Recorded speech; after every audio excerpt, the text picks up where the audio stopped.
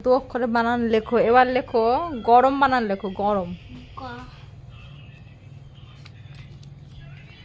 গরম।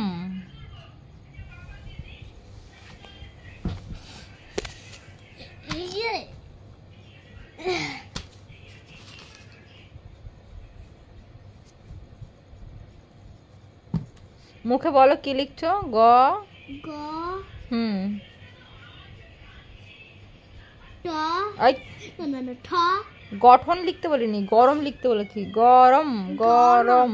গ র র আর ম। এইটা লিখতে গিয়ে এইটা লিখে ফেলছি। ঠিক আছে, লেখো গঠন। ন দাও তাহলে গঠন বানান, এরপরে গরম বানানটা লিখবে। গঠন গঠন। তো কি লিখছো তুমি?